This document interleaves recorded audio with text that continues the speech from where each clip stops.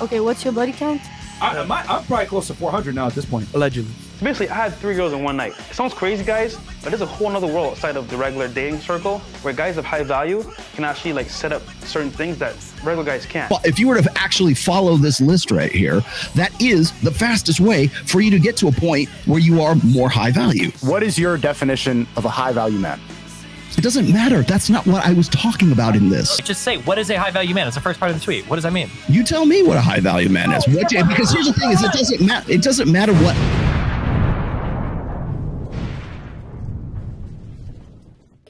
I'm a pretty like high value man. Like I have a good.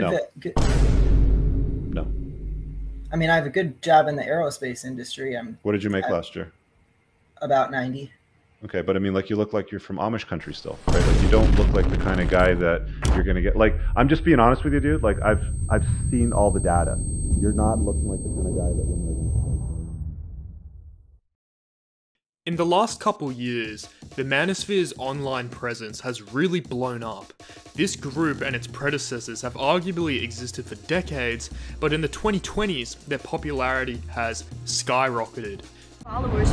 That is the key to success. Focus on things that are important. Today, the world is plagued with thousands of young men who consider themselves alphas, sigmas, and all types of Greek letters. And let me tell you, that isn't the only thing Greek about the Manosphere either. Why sigma males are more attractive than alpha males. Stay tuned. Welcome to the Anthony Spade channel.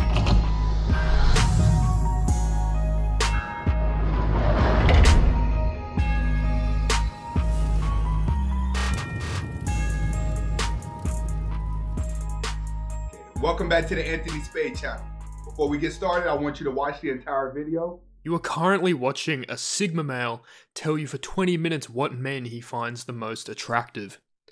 But what is the Manosphere? Well, the Manosphere comprises a few different groups with differing beliefs that exist across the internet on YouTube, Reddit, Instagram, and blogs. Some of these include men's rights activists, pickup artists, MGTOW, or men going their own way, as well as people who participate in all of these groups. And there are also other groups not quite in the Manosphere, but are Manosphere friendly or Manosphere adjacent, such as many financial influencers or finfluencers. And people usually exist across these communities and are often called red pillars. On face value, one might think these groups are just online communities that cater to men's issues. But this would both be misleading and an oversimplification. Of the different groups that make up the Manosphere, there are a few common beliefs that unite them all. The central beliefs of the Manosphere include: women are sexually hypergamous, the view that women seek to date and sleep with people who are more desirable than they are. In other words, women date up. The Manosphere also believes that only women are hypergamous, and that men date down and end up with women who are less desirable than they are. This leads into a more general view that in the dating market, women are basically economic calculators who weigh up men on the basis of social status and then aim to be with the top men with the most status. These top men are referred to as alphas, and those on the bottom of the hierarchy are betas. So there is no companionship or camaraderie in the formula for how people are attracted to each other. Men having friendships with women is often seen as beta behavior, even within the context of a romantic relationship. This might seem strange to you, but that is because you are likely a beta male. Red pillars will often tell you that 20% of men get 80% of the women, and that they are versed in the ways of the top 20% of men. I was at McDonald's the other night, and so I'm going in there, and the girl is really smiling at me intensely and like looking at me, and then she was acting, very cold. Right. So Because I was she like, works all at right, cool. McDonald's. But then now it's like, let me ask you this: if this was her trying to mess with me, though. Mm-hmm. All right. So I ordered a pumpkin pie and an apple pie, and she's handing them to me. She reaches over, and she's like, be careful, the pies are hot. And She's like giving me a big old smile. Yo, wait. So is that I don't know, bro. Then I don't know what I did wrong. While also, the beta male portion of society is increasing. There is an ongoing crisis of masculinity in the West. Men have been feminized and have become victims of female empowerment, and this leads into another major belief of the manosphere, gynocentrism, the belief that society is female-centric and privileges women over men, as well as rewarding feminine behaviors and demonizing masculine ones. There is a war on men and masculinity is under attack, and it all begins with feminism, which the manosphere sees as an incoherent, hypocritical and destructive movement with no redeeming qualities. Okay, so I've just tried to sum up the manosphere's ideology, as well as hinting at some of its different subgroups which cater to different things. Some are pickup artists that give tips and tricks on how to pick up girls. I'm so sorry I'm late for our date. Oh. Yeah, from Tinder, right? Yeah. No. Hi, I'm Nitin. I have a boyfriend. I have a boyfriend too. It's okay. Oh, good for you. I like to take it up the ass sometimes. Okay, nice. It's a joke. Okay. Alright. Alright, have a good day. You too. Others are more political and are about fighting the culture war against woke libtards. So this is a group that love and admire masculinity. They want to brag about their sexual prowess and constantly seek the Turn that approval off. of men. The manosphere is all about men. Now, the subject of this video isn't going to be refuting these ideas. I did a live stream giving my thoughts on all that, but rather, this video will be taking a look at what type of person finds the manosphere persuasive. I mean, we all tend to think we have a monopoly on the facts, we are cold, rational agents, and everyone who disagrees with us is irrational and acting in bad faith, but really, reason is the slave of the passions. Our personality traits and life experiences all play big parts in the way we think about things, and I hope this video can successfully paint an image of this. So, what type of person participates in the manosphere, and why is the manosphere attractive to them? There are a few studies out there which analyze manosphere posts across the internet to try and gain a glimpse into the psychology of their users. The typical methods for these studies involve comparing thousands of manosphere posts with different word lexicons that are intended to measure different traits, and these studies often converge on pretty similar conclusions. One study is called Making a Radical Misogynist: How Online Social Engagement with the Manosphere Influences Traits of Radicalization, and this one focused on Reddit. And some of the major predictors of manosphere participation they found were the following. The first was fixation. They defined fixation as an intense preoccupation that can lead to social and occupational dysfunction. So the people in the manosphere tend to be obsessed with anti-feminist ideologies. This is a common trait amongst radical ideologues, this fixation, because it makes them inflate the urgency, significance, and severity of the issues at hand. If someone is always thinking about and exposing themselves to a problem, they are likely to have an exaggerated view of how widespread and severe the problem is. An example of fixation in my view would be MGTOW YouTube channels. So MGTOW is men going their own way. They are men who have decided that the juice isn't worth the squeeze when it comes to women due to the ideology I described earlier. So they now refuse to have any type of relationship with women. For some, this includes all types of relationships. For others, it is more about rejecting marriage specifically.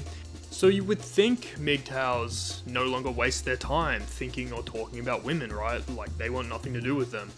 But you would be wrong. MGTOWs are obsessed with women. Look at these popular MGTOW channels and their thumbnails. It's just video after video completely fixated with women and all their perceived flaws. It's like they are so fixated they have made relationships with women impossible and are therefore socially dysfunctional. So this is an example of fixation in my view. The second factor amongst Manosphere members is grievance expression.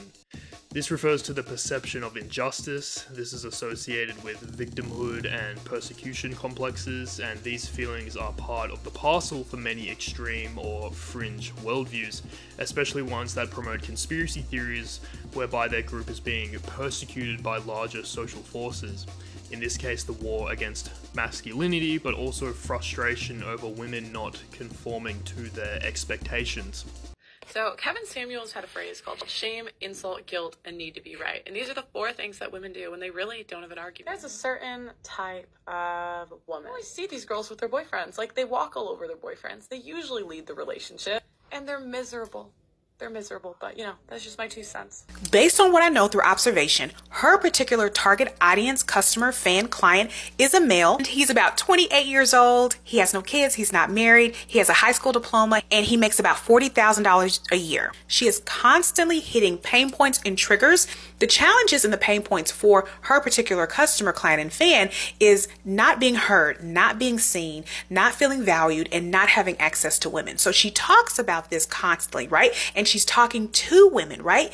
Women which this particular customer, client, or fan does not have access to and wants access to. So what better way to get access, the goal, access to women, than to speak to women to convince them to give you access to them. So Pearl is serving as an advocate or cheerleader for this particular man. Thirdly, the need for power. This is a person who needs control or influence over others.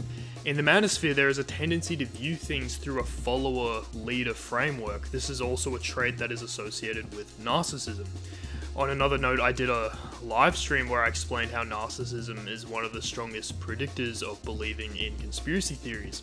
So this could play a role in the Manosphere as well, but you can kind of see this strong follower-leader framework in the way people talk about Manosphere figures. An example that comes to mind would be Andrew Tate's followers, who are just some of the biggest meat riders on the planet.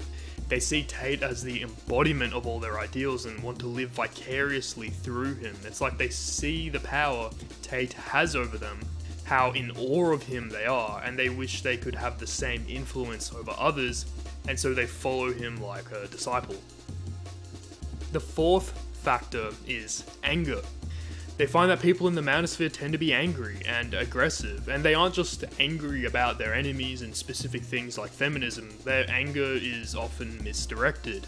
They are just generally angry. I'm going to return to this point because I think it's a major part of the appeal of the Manosphere, but moving on, this one is followed by toxicity, which refers to the use of dehumanizing language. This isn't hard to imagine when many members of the Manosphere don't believe men and women deserve equal rights. While also, there is a strong sense of in-group and out-group language and us versus them mentality. This is always an important ingredient for fringe and conspiratorial thinking. This allows someone to use the out-group as a kind of scapegoat for their grievances. This also comes with all sorts of intellectual vices that interfere with proper critical thinking skills. For instance, only trusting sources from the in-group, epistemically sealing yourself off from other information, and only consuming a narrow set of sources. This strong in-group, out-group thinking also leads to other behaviours like System 1 stereotyping people who are considered a part of the out-group, so you don't have to fairly engage with criticism. So for example, responding to a criticism by saying the person criticising you must hold other out-group beliefs like being a feminist, SJW, or woke libtard, and so their criticism must be wrong. The last one I wanted to talk about is negative outlook. They find that people in the Manosphere have bleak and grim perceptions of their own lives. They feel a lack of control and have a pessimistic view of their own personal circumstances. Extreme beliefs, and especially conspiracy theorists, really take advantage of individuals scoring high in negative outlook. They project their own negative outlook onto wider society. And so we kind of have a brief outline of some of the traits of a Manosphere member, and I wanted to now look at an example of the type of content people in the Manosphere consume and see if it gives us any insights. There is a subreddit called Where Are All the Good Men, which I wanted to highlight. On this subreddit, users post screen caps of women's dating app profiles. These profiles will usually feature women who they consider unattractive, overweight, or otherwise undesirable, asking for men who are out of their league. So for instance, you have this one here where a woman has 2 kids and then tattoos, and then says only interested in getting ahead in life and having the finer things, and then the user who's posted this has underlined that, like as if to say, you don't deserve the finer things, like you have 2 kids. We have another one here where this woman is saying that she has 3 kids and life's been pretty shitty, but they're looking to make it better, and they're looking for someone who's rich and successful, and so, you know, this person's a hypocrite. And the story that these subreddits are trying to communicate is essentially that women chase men who are out of their league. These men will sleep with them but not commit to them.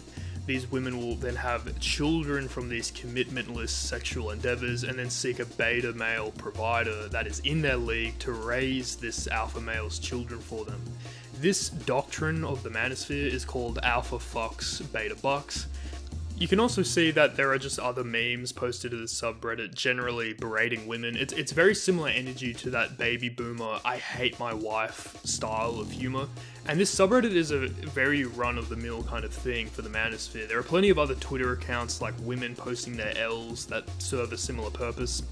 While not only that, much of the manosphere's content on YouTube is about cherry-picking sex workers and sugar babies and interviewing them on their podcast, so that the host can point out these women's double standards and hypocrisy in order to make a broader statement about women and the dating market in general. So because these sex workers from Miami, who likely do not represent most women, act and behave a certain way, most or the average women acts like that too. Are women who go to clubs in the most bustling part of the city going to have the same preferences and priorities as introverted women who stay home on a Friday night? And so you can kind of see how they utilize cherry picking here. While other Manosphere YouTubers have a similar tactic of picking the most low-hanging fruits like university campus activists and people on daytime tabloid talk shows, and use these as examples to try and represent feminism or women or greater trends with society.